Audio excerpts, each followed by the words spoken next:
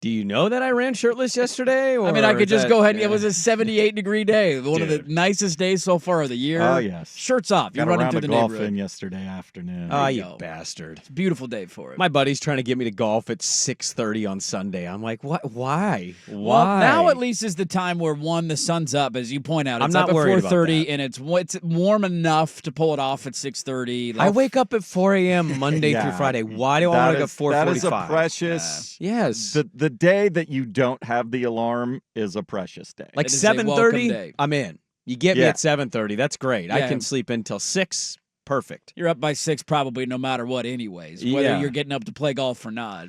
I wasn't originally shirtless on that run, but it was like, it felt hotter than 78. It felt like it was 90. The first 78-degree day, it always feels warmer. And the path I took yesterday runs right past my child's school. And so when I run past it, it's actually the recessed area. And so when I was on my way back, I'm like, I was overheating. I was about to take my shirt off, and then I realized I'm running up on the school recess yard. No. That's going to look really weird.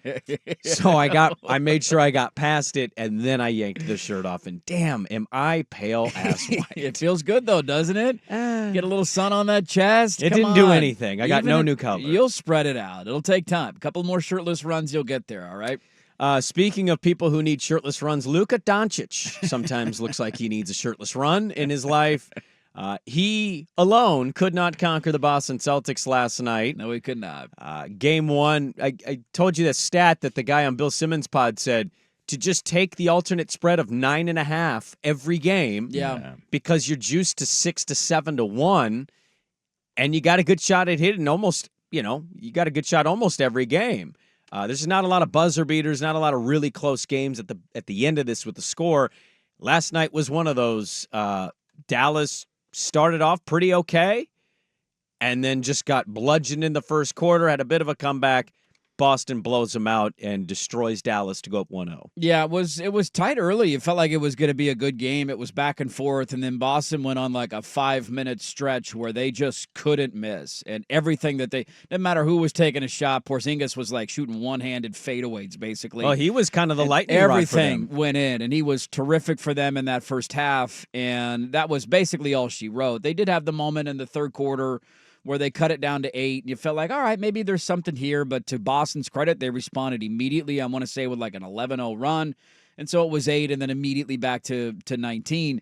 It just, like, if you would have told me going in that Boston, I know the second half wasn't quite as lights out as the first half, but that they're essentially not going to miss in the first half of that game, and Kyrie Irving's not going to show up, Boston's the easy pick. That's an equation that Dallas cannot overcome. When they shoot the ball as well as they did last night, I think they were close to 50% on the game. They were above 50% for most of the time when their starters and role players were in there. The three-point percentage was great. They were knocking down shots all night. And Dallas just had a really tough night offensively, outside of, to your point, Luka Doncic, who was great, and he tried to lead them back in. But that's going to be their strategy, is say, go for 35, go for 40. That's fine. We'll let you try and beat us single-handedly, but we're not going to let anybody else get off. And if he's not going to get any help like he didn't last night, it will be a long series for Dallas. I think from time to time, opinions and takes that we give can cloud feelings of other parts of stuff. And one of the takes on this show, and I think throughout kind of the sports media landscape, is like Tatum debate stuff. I'm watching last night, and I was texting you guys some of this stuff. I like a lot of things on Boston. Jaylen Brown, I really love Jaylen Brown. He was since he got drafted. unbelievable last night. He was unreal. Porzingis is a good story because, he was the promising Knicks guy and then injuries, and then he goes to Dallas, and then that just doesn't work because his personality clashes with Luka's.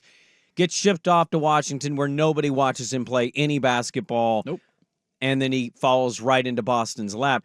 Funny thing, by the way, side note, for 7 straight years, a former Wizard has won a title. There's a couple of them in this series, right? Yeah, Gafford. Yeah. So Gafford, one right. of them's going to win a championship. Yeah. But Pritchard is the local guy. I root like hell for him to have a good series. Yeah, he had a rough opener. He had a rough night. But, I like a lot. Drew Holiday is one of my favorite people/players in the league. Derek White's a lot of fun. It's that fan base. That city, that fan base, the amount of winning they've already done for most of my life.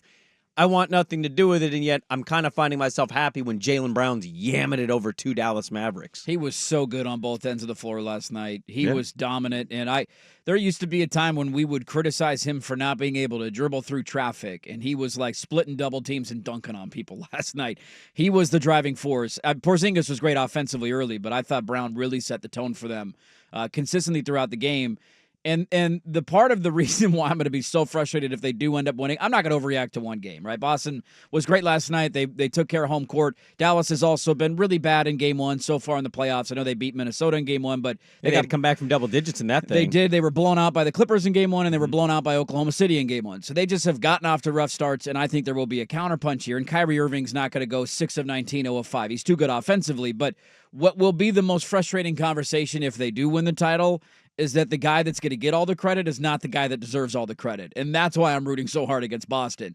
Tatum, for parts of that game last night, was just an afterthought. He knocked down a couple of threes here or there, was setting some guys up here or there, but Porzingis got it going offensively. Brown was dominant all night. Al Horford had a really good night. Random dudes off the bench just not missing from three. Sam Hauser. Just chucking it up all over the place and nailing every shot that he takes. And then there's Tatum with 16 points, and he's going to probably end up being the finals MVP, and we're going to have to act like he's a top 3 player in the league. I don't think if Jaylen Brown continues to perform like that, he'll be the MVP. He did in the Eastern Conference Finals, and he only won the MVP by 1 vote. It was a 5-4 split. Tatum was much better in the Eastern Conference Finals than the box score you just He read. was, but Brown was clearly the best player in that series. I tend to agree with it, but he also won it. So I will tell you, if Porzingis keeps putting up numbers like that in he might have a great 20 shot to 25 minutes, yeah.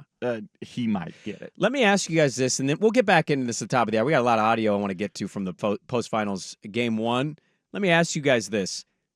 I'm not overreacting to the one game, to your point, Dirt, of what Dallas has done in game ones. I remember the Clippers series being on my deck, barbecuing, going, great, bad opinion on Dallas, and the Clipper fans are going to kill me. I gambled them both in game 1 against LA and game 1 against OKC. I remember them well. Minnesota, Denver's a cautionary tale of don't always overreact to 2-0, but Boston is certainly different here, right? Like, there's an element for me that's like, can Dallas really come back and beat this Boston team down 2-0? That seems like a mighty tall task against such a good team. And the Celtics, well...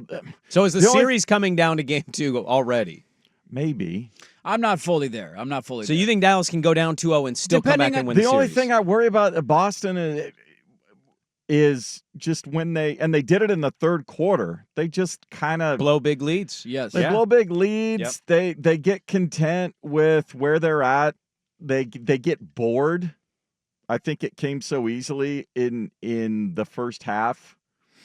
They know that, stylistically, depth-wise, scheme-wise, they're better than Dallas. So I think they get bored. I think that's Joe Mazzulla's biggest challenge, is just to keep the fire lit under him. It's the finals. Why should a coach have to do that?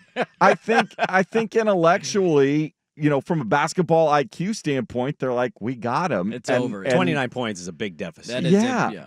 And they got all the way down to 8. There was a slight pucker there in the third quarter. And then back-to-back travels, and that led to a 6-0. Oh, no, that eventually led to no, I think it got to 13. Yeah, it went well, they hit 3 straight threes in like 45 seconds. Right. And it went from 8 to 17, and you're like, okay, there you go. Yeah, I mean, I just, some of it is, too, like, you hate to oversimplify it at times, but so Dallas made 7 threes on the game last night, and Boston made 16. Like, that's a massive gap to overcome. Dallas was 7 of 27 from 3. Yeah, the other guys, nobody made a shot. Luka. And a lot of those were decent looks. Like Kyrie Irving had 3 or 4 wide open threes that he just didn't make. And so that's some of this stuff's just make or miss, where Boston's having possessions where Porzingis is locked up into the shot clock and he has to force something up as a fadeaway and it falls. Hauser catches the ball with 2 seconds left on the shot clock in front of the Celtics bench, drills it. Like, those aren't going to go in every single night, and they're not going to be perfect every night. And so I don't necessarily think that it just comes down to game 2, but what I will say is I think it depends on how Dallas plays in that game. If there's a better effort, it's back and forth, they miss a shot late and that's how it ends, I'm not eliminating Dallas. But if it looks like that again, then yeah, you're not coming back from 2-0.